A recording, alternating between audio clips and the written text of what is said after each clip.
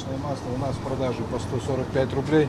По накладной оно пришло 143 рубля. Проверяющих интересуют цены на продукты первой необходимости. Список большой, и состоит он из 23 позиций. Многие из них доступны в этом крупном магазине. Курица, мясо, рыба, масло, мука, сахар, чай, молочка. Все они входят в число продуктов, на которые рост цен должен составлять не более 10% от закупочной. В оптово-розничном гипермаркете есть все, кроме мяса. Сахар закончился, но его поставку ждут в ближайшее время. Накрутка на молочную продукцию порядка 1%, не больше. Сахар, так же как и доллар, дорожает непонятно как. На сегодняшний день у нас его и нет. Потому что привозить по 820 рублей сахар за 10 килограмм, ну это преступление.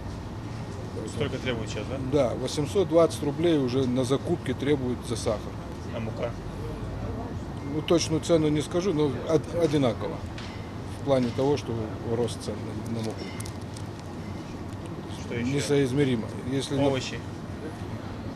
С овощами лучше. С овощами лучше. Цена немного подскочила, но терпимо. Все больше торговых точек республики заключают соглашение с правительством о сдерживании цен. Предприниматели обязуются не завышать стоимость более чем на 10%. В Назрановском районе таких точек на сегодня около 40. 37 уведомлений мы получили. В основном цены варьируются от 4 до 6, до 8, до 9, до 10%, за редким исключением. Цены скачут и сильно. Больше всего подорожали чай, макароны, сахар, мука, молочная продукция. На 10% увеличилась цена на хлеб и мясо. Чтобы прокормиться, прежних доходов уже не хватает, жалуются покупатели. Сильно отражается повышение ценника на бюджете многодетных семей. Может, это мясо штикает? А зинчо? دزم حقوشر وتكاد دزي ما سنهد مش تيجوز. وخشنو اجك ازجخت سنة عتقي طبعا زينشو صد سنة سساب.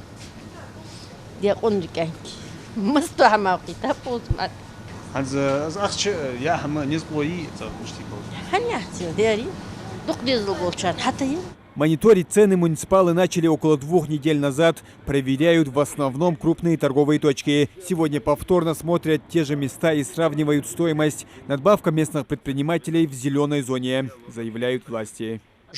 حدن دوجدو دوشي شوجيا подписать декят лордеш цен хурмат деш сатугш беш лорд сидерш пока ты качадастхо ну мы что пардали лорд сидер бех центаты бакб дидеш до но до от они алш сидеш дат.